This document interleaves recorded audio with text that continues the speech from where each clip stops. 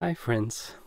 So by request of viewer Chrisw, who asked me if I could do a more detailed video on combat tactics I apply whilst playing, as a response on my combat controller guide, linked down below if you haven't seen it yet and want to know more about combat with the controller. This video will not be about the controls, but as mentioned, combat tactics. Before I want to get into the video, I want to mention I don't consider myself a Baldur's Gate 3 combat specialist per se, and I make very regular mistakes, given I am somewhat pressed for time between video making, working and playing games. I enjoy the game on balanced mode. I like a challenge of course, but I figured this way was the way to enjoy the game for me as of right now. Very likely in the future I will do a tactician difficulty playthrough at some point. Also, when it comes to tactics, this can be extremely varied in the game given so many classes and party setups are available. I will go over the basics and some more advanced tips.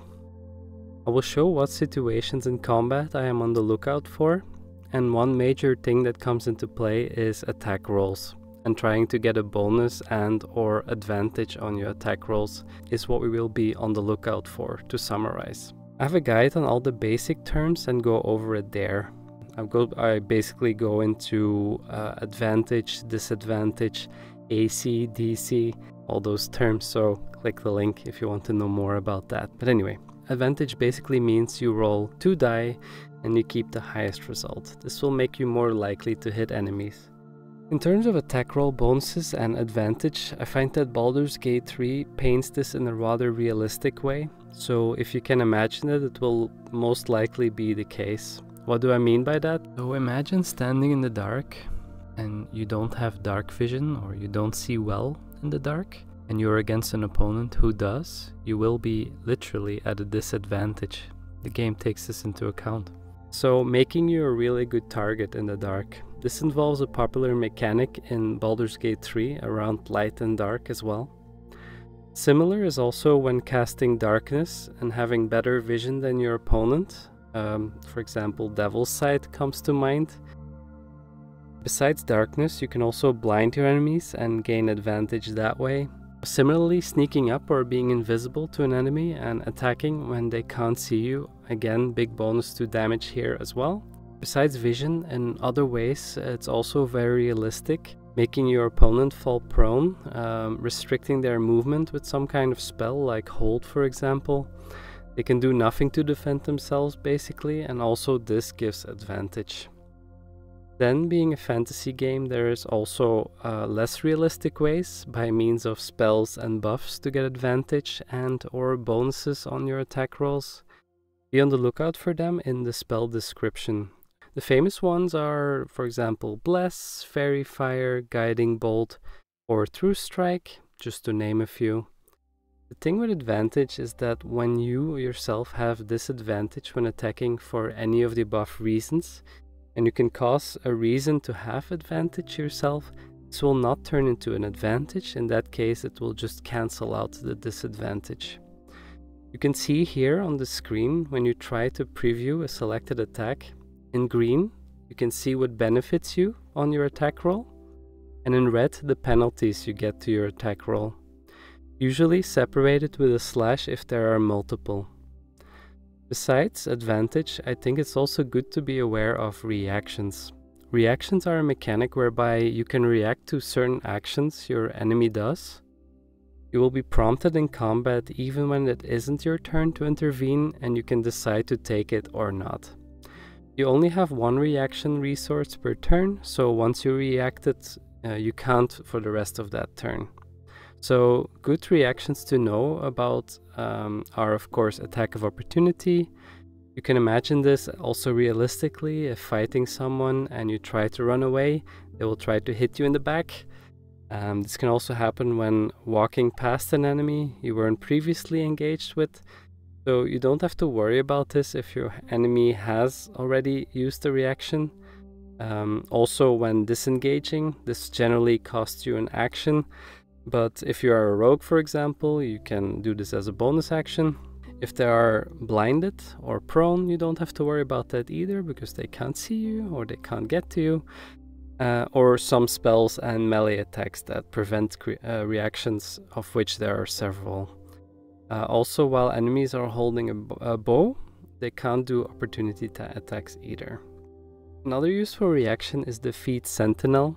This allows you to attack an enemy that attacks an ally while you are in melee range. Very useful for martial classes to get some extra damage in. Some reactions are defensive in nature too. Really good ones are Shield, Ensnare Missile, and Counterspell. I will show them here. So knowing about reactions is key.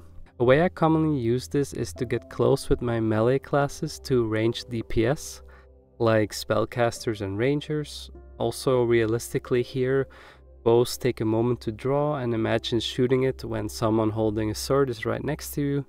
Same with spells in this case, where you have to assume it takes some movement and gestures to cast. This will put them in a threatened state and causes disadvantage on their attack rolls for them.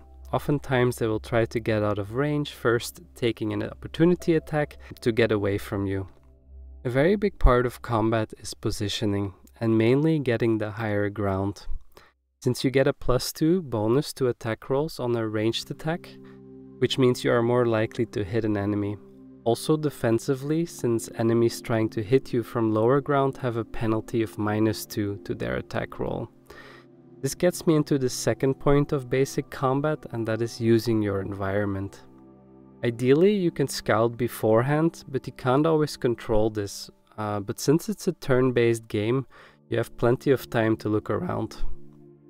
Things to look out for are elevations, like I just mentioned, chasms, damaging elements in the environment, difficult terrain, barrels, explosive mushrooms, hanging lamps, and braziers, things like that. The thing with chasms is that it can kill anyone instantly, even bosses. But the big downside is that you miss out on some potential great loot, so be careful. You can use the shove bonus action or certain spells with knockback like Eldritch Blast or Thunder Wave. The same thing can be done with elevation. Instead of killing enemies outright, you can cause falling damage. This can be done either by pushing or by pulling off ledges is equally effective. For example, with the Thorn Whip spell. Throwing characters works too if you're strong enough and the characters are light enough. It's a kind of a weight thing. Also, using the environment for breaking line of sight is very effective. When fighting an overwhelmingly large force, I often try to get into a position that allows for a choke point, like a room with a door entryway, so I can lay on the heat in a particular zone, and my party is mostly protected from ranged attacks. We know about advantage, reactions, and we know about the environment. Let's look at how to approach combat with an example here. So I have my pretty standard party setup here. I have a fighter, a rogue, a wizard, and a cleric. Shadowheart here, the cleric in my playthrough is a dedicated healer, and I do recommend respecing her into life domain and changing her attributes as well.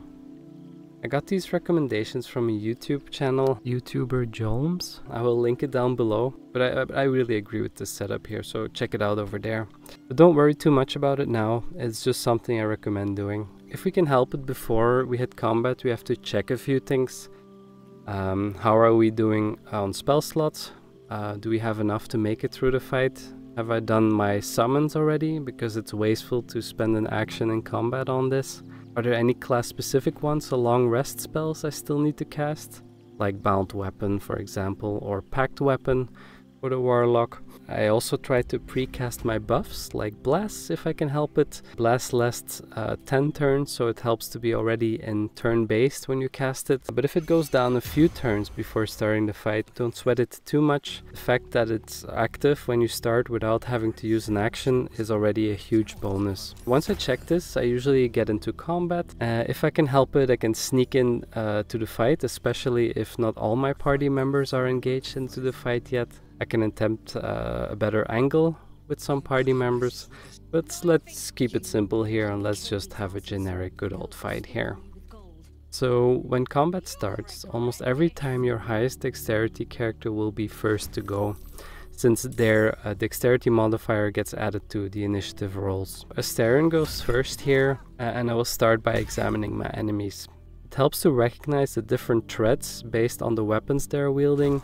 I am generally very worried about bosses, of course, but secondarily archers and casters.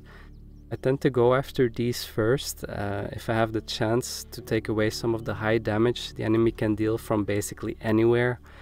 Also with ranged enemies, it's very useful to move a melee character right next to it, since they would become threatened and at a disadvantage for their ranged attack.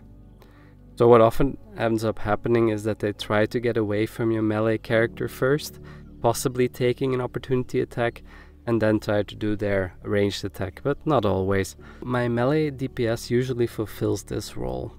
My tankier character, my own fighter here in this case, will make sure that the enemy melee damage and tanks are taken care of, moving them close to, or keeping them close to try and keep my wizard and healer safe. So in a position like this, the major threat to my backline is their ranged DPS. At this point, I try to focus my damage on one target if I can help it. Reason being is that an enemy with 1 HP can still do all his damage. Having multiple enemies in low health can do still all their damage they did in like it were in the beginning of the fight.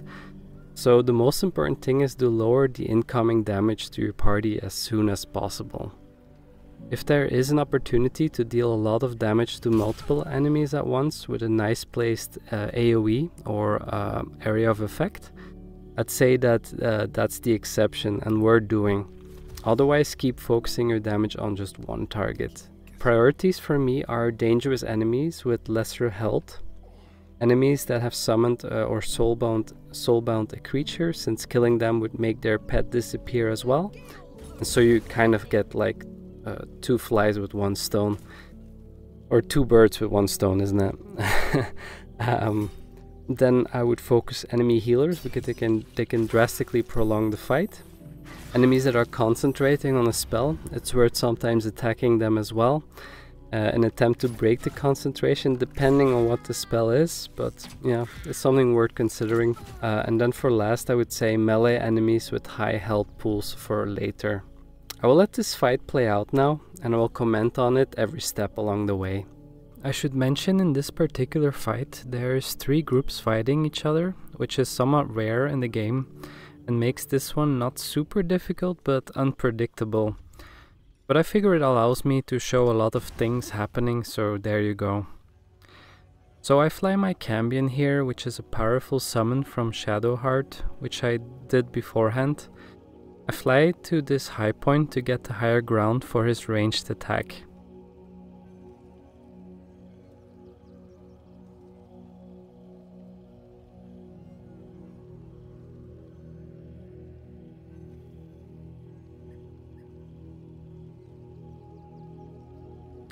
So after a bit of thinking, I decided to go for the enemy wizard here, since he does not have that much health and can be dangerous to my backline. So here the enemy ranger summons an animal. I keep this in mind not to focus my damage on the pet, but on its master, since if he dies they both go away. So I reposition Gale here with Misty Step to the higher ground for safety and also the potential damage bonus.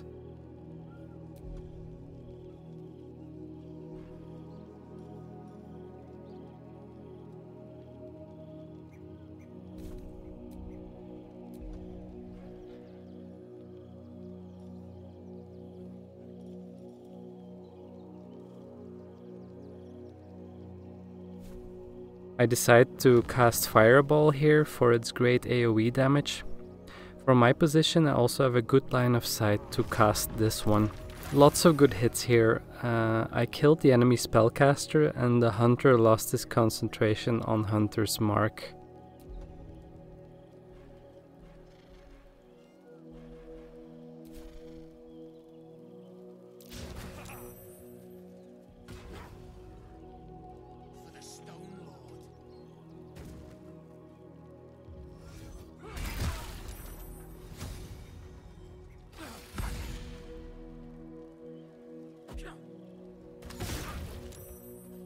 It's my main character here now, which is a level 7 fighter, multi-class with 5 levels in Warlock. For anyone who has seen the last video, I came up with it there. I cast Hunger of Hadar, which causes this black sphere that causes frost damage to everyone inside and blinds them. If I manage to hold everyone in there, this will be hugely powerful. I decide to cast it over the wolf companion here so he can't react to me when moving away, since it won't see me anymore. Because I have my eyes on his master and want to get rid of him soon.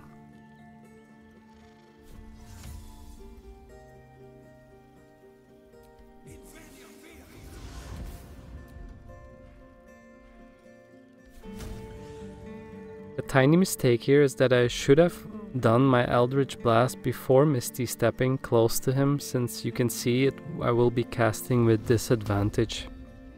I decide to turn off the push effect on Eldritch Blast because I want to remain close. The reason being is to put him in a threatened state and give his ranged attack disadvantage.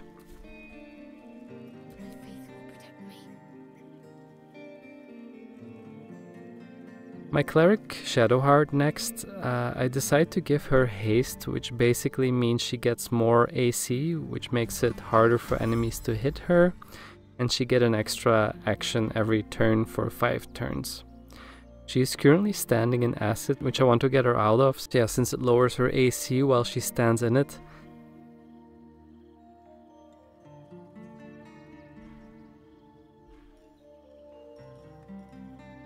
As I mentioned before, I aim to keep as many enemies trapped inside Hunger of Hadar, so I decide to cast level 5 Hold that would allow for more targets to be held at the same time.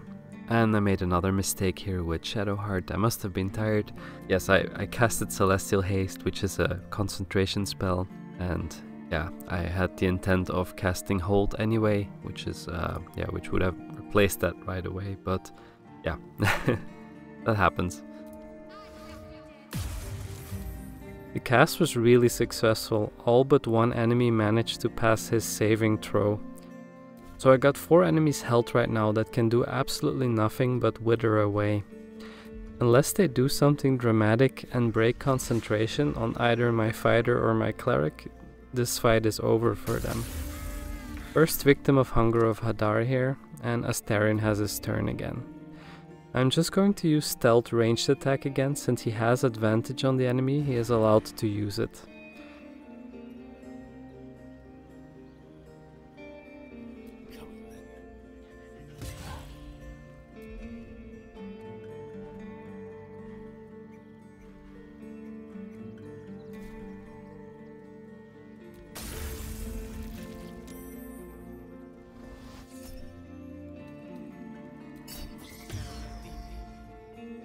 My wizard can counterspell the Hunter's Mark here nicely.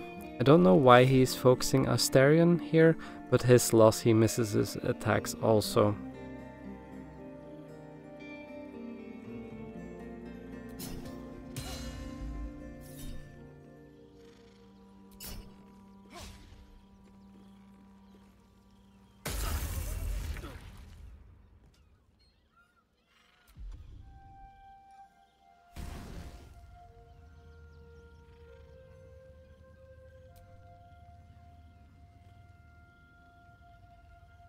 Next up is my Cambion again. I decide to split my Rays of Fire between the Ranger, since he's almost down, and Kairos here.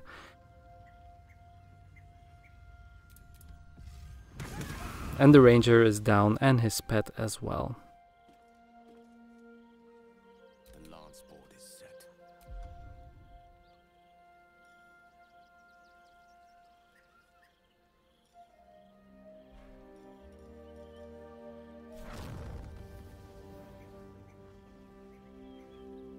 Then, pretty unimaginative I know, but effective, another level 6 fireball on this group from the wizard. 2 enemies left at this point, and I finished these off fairly easy as well. I can go with my fighter inside Hunger of Hadar without being blinded, since I have Devil's Sight, which is a great way to fight much larger groups and very effective.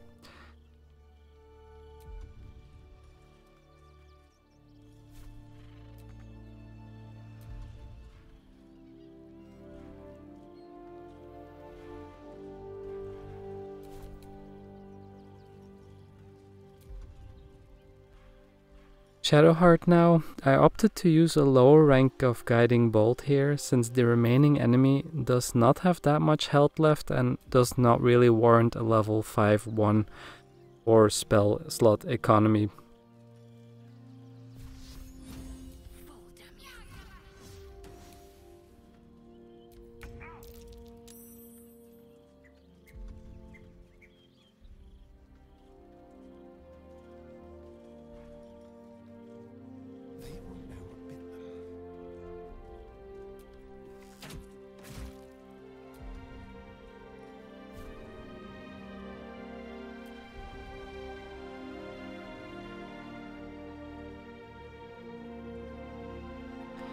Not my brightest moment with Astarion here, but I am not too worried. I wanted to change to melee weapon, but the controller version still has no button to do this, like mouse and keyboard, so we won't be able to do an opportunity attack.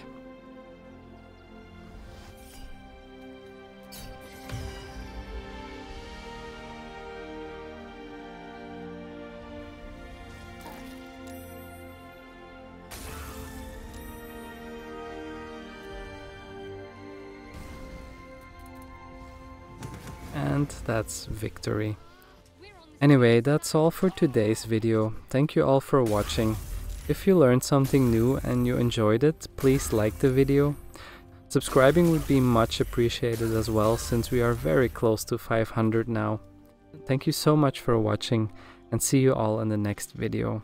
Bye.